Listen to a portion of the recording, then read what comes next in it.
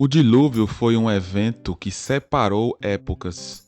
Muitas coisas mudaram após este evento climático catastrófico e de juízo por parte de Deus.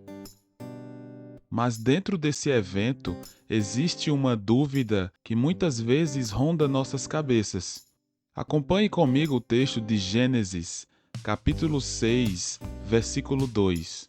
Vendo os filhos de Deus que as filhas dos homens eram formosas, tomaram para si mulheres, as que entre todas mais lhes agradaram. Aqui nessa referência nós percebemos que o juízo de Deus vem justamente depois deste pecado aqui, descrito neste versículo, ter se multiplicado muitas vezes. E o Senhor então manda o juízo, manda o dilúvio. E a pergunta que nos fazemos é: quem são os filhos de Deus? Quem são estes homens descritos aqui, se é que são homens, que tomam para si as filhas dos homens, e isso gera tamanho pecado que o Senhor diz no versículo 3: O meu espírito não agirá para sempre no homem, pois este é carnal, e os seus dias serão 120 anos. Além da punição climática do dilúvio, ainda há a punição na idade do ser humano. Tudo isso consequência dos filhos de Deus tomarem as filhas dos homens. Então, o nosso vídeo de hoje busca responder esta pergunta: quem são os filhos de Deus descritos em Gênesis capítulo 6, versículo 2? Eu sou Samuel e esse é o canal Vida Cristã Ilustrada. Que a resposta a essa pergunta, além de tirar a sua dúvida, lhe edifique para que você cresça cada vez mais na graça e no conhecimento do nosso Senhor e Salvador Jesus Cristo. Que Deus te abençoe. Quando se pensa acerca deste evento, existem algumas interpretações possíveis e mais conhecidas dentre as interpretações que falam desse texto. Alguns estudiosos da Bíblia creem que a expressão filhos de Deus seja uma referência à linhagem piedosa de Sete, através do qual viria o Redentor, descrito em Gênesis capítulo 4, versículo 26. A Sete nasceu também um filho, ao qual pôs o nome de Enos. Daí se começou a invocar o nome do Senhor.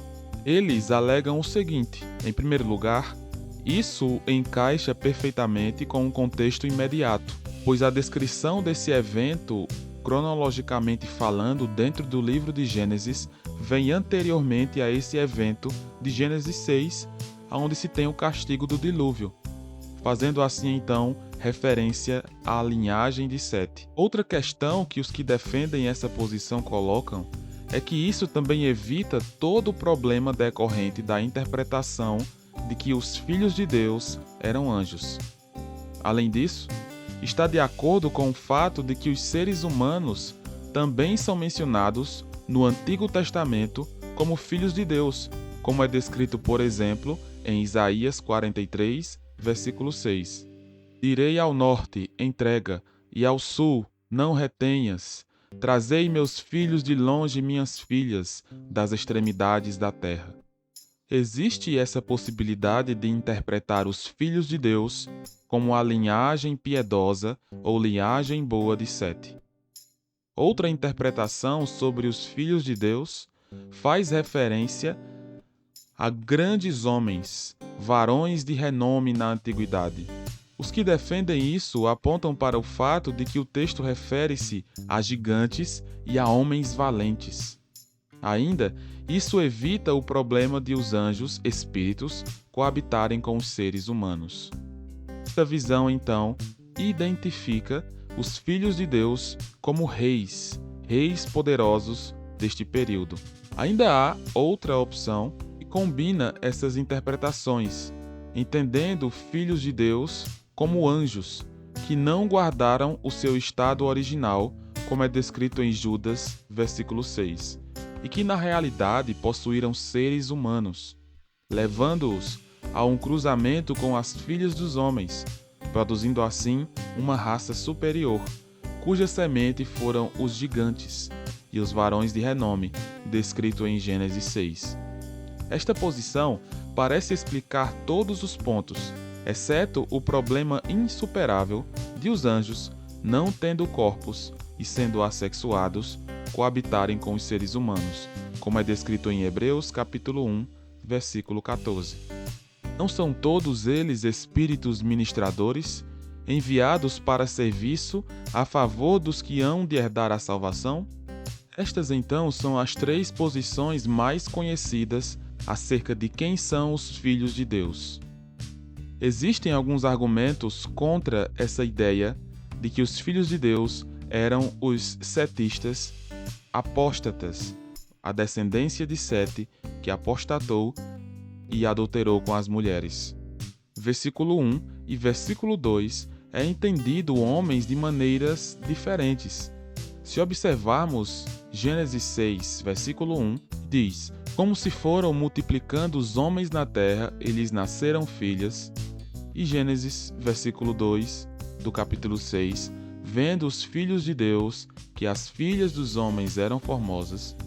Ou seja, a interpretação de filhos e filhas traria contextos diferentes. Entre um versículo e outro, como entender que os homens descritos são entendidos de formas diferentes de Gênesis, versículo 2 do capítulo 6. Outra ideia contra o pensamento de que os filhos de Deus seriam a descendência de Sete seria a pressuposição de que os filhos de Deus seriam a boa linhagem de Sete. Sendo estes a boa linhagem de Sete, como que eles então adulterariam, já que seria a boa linhagem deles? Também, a designação nunca é usada para crentes. Ver filiação espiritual seria anacronismo. Entender filhos de Deus neste contexto seria adiantar uma expressão que é usada em outro contexto, em outros livros, em outras épocas. Além disso, no versículo 4 aparecem gigantes, chamados de Nefilins no original, e homens poderosos, chamados de Giborins. De que forma se dá essa raça se este casamento seria apenas o pecado de casar crente com descrente? Se o caso fosse de ser apenas a linhagem boa de Sete e casou com a linhagem ruim dos filhos dos homens, qual seria então a lógica de gigantes nascerem disso, de homens poderosos nascerem disso? Dadas então essas opções, acredito que a posição mais cabível com o texto seria a ideia de reis muito ambiciosos. Estes homens que tinham muito poder, que tomaram para si filhas dos homens. A ideia então seria de filhos de Deus se referir a reis e nobres. O termo filhos de Deus no Antigo Oriente Médio era designado como título para nobres, aristocratas e reis. Percebemos algo desse tipo em Gênesis 11, versículo 4. Então, o pecado aqui que levou Deus a trazer o juízo seria a poligamia, pois os filhos de Deus, esses reis poderosos, tomaram para si muitas mulheres. Então, a consequência dessa linhagem, os Nefilins e Giborins, seriam homens poderosos que se gloriavam pela violência. Nefilins aparece neste texto e em Números 13, 33. A ideia da palavra, então, aponta para homens reconhecidos por seu imenso poder. Giborins teria a mesma ideia e é usada para Nimrod em Gênesis 10, versículo 8, e diz: Cuxi gerou a Nimrod, o qual começou a ser poderoso na terra. Fôssemos colocar então a palavra aqui seria: Cuxi gerou a Nimrod, o qual começou a ser Giborim na terra. Então, a ideia aqui pode ser entendida como homens poderosos. Logo, o argumento aqui é forte em favor dessa opção, pois há uma antiguidade nessa interpretação. Existe também o emprego bíblico dessa interpretação em Êxodo 21:6, que traz a ideia, capítulo 22, versículo 8 e 9, Salmo 82, versículo 1 e versículo 6. Também há o apoio contextual, a genealogia de Caim. Também, o costume do Oriente Próximo era dar títulos para a realeza. Eles eram considerados filhos de deuses. Assim, acredito que a melhor opção para interpretar filhos de Deus no texto de Gênesis capítulo 6, seriam como reis ambiciosos que cometeram o pecado da poligamia. E então, esse vídeo te ajudou a esclarecer a sua dúvida? Qual dessas 3 opções é a que você acredita? Ou depois desse vídeo você passou a acreditar? Deixe nos comentários. Espero que esse vídeo tenha lhe edificado e tenha abençoado a sua vida. Que o Senhor continue a te abençoar.